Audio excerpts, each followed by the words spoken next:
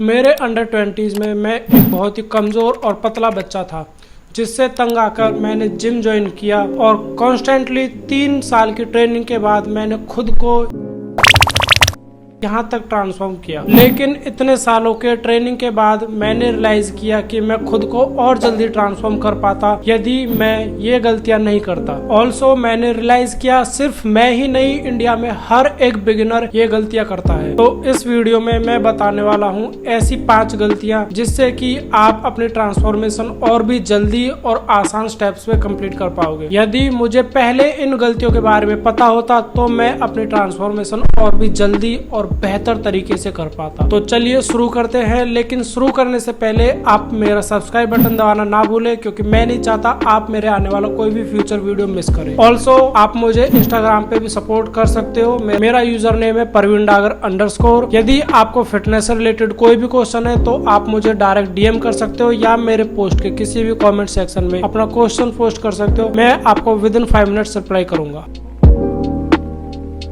इतने सालों के ट्रेनिंग के बाद मुझे रियलाइज हुआ कि हम बिगिनर्स और इंटरमीडिएट एथलीट्स ट्रेनिंग को एक ओवर कॉम्प्लिकेटेड चीज समझ लेते हैं। मैंने खुद 1.5 से 2 सालों के लिए एक ब्रो स्प्लिट को फॉलो किया। ब्रो स्प्लिट एक ऐसा स्प्लिट जिसमें आपको कोई आपका दोस्त या आपका कोई जिम मेंबर आपको कुछ आड़ी टेढ़ी ऊट पटांग सी एक्सरसाइजेस बताता है कि आपको मंडे के दिन ये करना चाहिए, ट्यूसडे के दिन ये करना चाहिए, जो कि आपके ट्रेनिंग रूटीन को ओवर कॉम्प्लिकेटेड क्रिएट कर देता है। मेरा मानना है ऐसे लोगों को खुद कुछ नहीं पता है, इसलिए आप उनसे दूर ही रहे तो बेहतर है। ऑल्सो ऐसा बिल्कुल नहीं है कि ब्रो स्प्लिट से आपको रिजल्ट्स नहीं मिलेंगे। रिजल्ट्स मिलेंगे, लेकिन वो आपको मैक्सिमाइज रिजल्ट्स नहीं होंगे। हो सकता है आप अपने न्यू बिगिन्स की वजह से कुछ रिजल्ट्स गेन भी कर पाओ, लेकिन जो आप नेचुरल ट्रांसफॉर्मेशन के दौरान आपके मैक्सिमम गेन्स होंगे आप वो अचीव नहीं कर पाओगे। एक नेचुरल एथलीट का मसल बिल्डिंग प्रोसेस ऑलरेडी काफी स्लो होता है और ऊपर से आप ब्रो स्प्लिट फॉलो करके इसे और भी स्लो बना दोगे। एक ब्रो स्प्लिट फॉलो करके आप कभी अपने मैक्सिमम पोटेंशियल तक नहीं पहुंच पाओगे, जो कि एक नेचुरल एथलीट का होना चाहिए। तो अपने पर्सनल एक्सपीरियंस और कुछ एक्सपर्ट्स की एडवाइस के बाद मैंने एक स्प्लिट डिस्कवर किया है। ये स्प्लिट सिर्फ मैंने डिस्कवर नहीं किया है, इसको लोग काफी पहले से फॉलो करते आ रहे हैं, लेकिन मैंने पिछले 2 सालों से इसे फॉलो करना शुरू किया है और यकीन मानिए इसे फॉलो करने के बाद जो मुझे गेन्स मिले हैं वो अनबिलीवेबल। पिछले 2 सालों से मैं एक पुश पुल और लेग सीरीज फॉलो करता हूं। तो इस स्प्लिट के दौरान आप हफ्ते में 6 बार ट्रेनिंग करते हो और ध्यान रखते हो कि आपकी हर एक मसल्स वीक में कम से कम 2 बार ट्रेन हो पाए।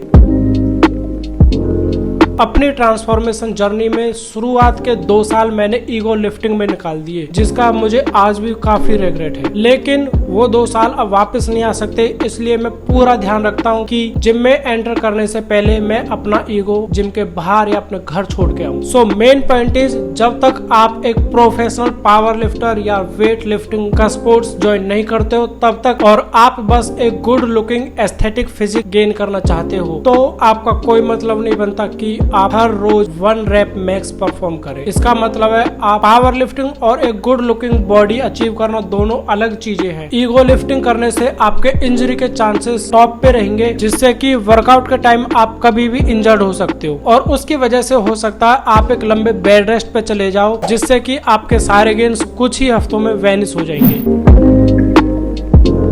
अगर आप बिना कपड़ों के खुद को शीशे में अच्छा देखना चाहते हो तो ये टूल इसमें आपकी सबसे ज्यादा मदद करेगा। एक नेचुरल एस्थेटिक फिजिक बिल्डर के पास ये टूल होना बहुत जरूरी है। इस वेइंग स्केल की मदद से आप अपना फूड ट्रैक कर पाओगे, जिससे कि आपको पता रहेगा कि आपकी बॉडी के अंदर कितनी क्वांटिटी में मैक्रोज एंड न्यूट्रिएंट्स जा रहे हैं। मैक्रोज जैसे कि फैट्स, प्रोटीन एंड कार्ब्स। इस टूल का सबसे बड़ा प्लस पॉइंट है कि ये आपको ओवर ईटिंग से बचाएगा, या फिर आपका एपेटाइट लो है, आप कम खाना खा पाते हो, तो इस टूल की मदद से आपको पता रहेगा कि आपको अभी अपने गोल अचीव करने के लिए पर डे कितने खाना खाने की जरूरत है। ये टूल आपको आपकी ड्रीम फिजिक और आपके गोल तक पहुंचाने में सबसे ज्यादा मदद करने वाला है।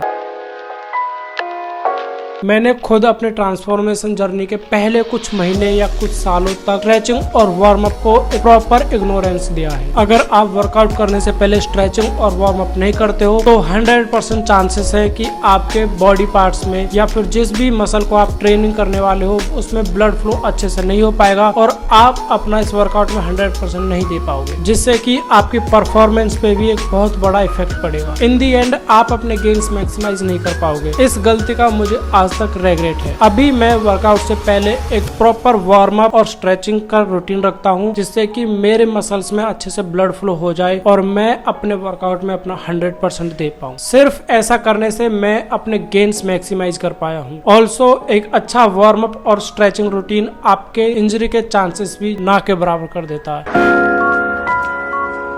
ये एक ऐसी गलती है जिसने मेरी ट्रांसफॉर्मेशन जर्नी में सबसे ज्यादा समय लगा। आज से 3 साल पहले जब मैंने जिम जाना शुरू किया तो मेरी बॉडी कुछ इस तरह से दिखती थी। मेरा एक स्किनी बॉडी टाइप था। तो हर बिगिनर की तरह मेरे दिमाग में भी ये सवाल आया कि मुझे बल्क करना चाहिए या मुझे कट करना चाहिए। तो कुछ ब्रो स्प्लिट्स की वजह से और कुछ गलत एडवाइजेस की वजह से मैंने गेन करना स्टार्ट किया, जिसमें गलत तो कुछ नहीं था, लेकिन ज्यादा मसल मास और जल्दी मसल मास गेन करने के चक्कर में मैंने एक बहुत बड़े कैलोरी सरप्लस में खाना स्टार्ट किया। एट द रिजल्ट मेरी बॉडी ने फैट पुट ऑन किया और मेरी सिचुएशन ये हो गई। द पॉइंट इज, अगर आप 100 कैलोरीज खाते हो और दूसरी तरफ आप 500 कैलोरीज खाते हो तो दोनों सिचुएशंस में आपकी body same muscle mass gain करेगी। लेकिन जो 500 कैलोरी है उसमें जो एक्स्ट्रा के 400 कैलोरीज है वो आपकी बॉडी फैट पुट ऑन करने के लिए यूज करेगी। सो द पॉइंट इज, आपको एक अच्छा मसल मास गेन करने के लिए बहुत सारा खाने की जरूरत नहीं है, आपको ओवर ईटिंग करने की बिल्कुल भी जरूरत नहीं है, या एक बहुत बड़े कैलोरी सरप्लस में जाने की आपको बिल्कुल जरूरत नहीं है। एक बहुत बड़े कैलोरी सरप्लस में जाने की वजह से आपकी बॉडी जो एक्स्ट्रा कैलोरीज है उनको एज ए फैट यूज करेगी। आप अपने मेंटेनेंस कैलोरी के जस्ट आसपास रह के भी अपना मसल मास बिल्ड कर सकते हो। इवन आप एक छोटे कैलोरी डेफिसिट में रह के भी मसल मास बिल्ड कर सकते हो। तो मैं आपसे रिक्वेस्ट करता हूँ आप ओवर ईटिंग बिल्कुल ना करें, क्योंकि इसके बाद आपको 6 से 7 महीने सिर्फ और सिर्फ इस एक्स्ट्रा फैट को बर्न करने में लग जाएंगे। तो ये था मेरा वीडियो। आई होप आप लोगों को पसंद आया हो। बहुत सारा प्यार। Keep working, keep hustling.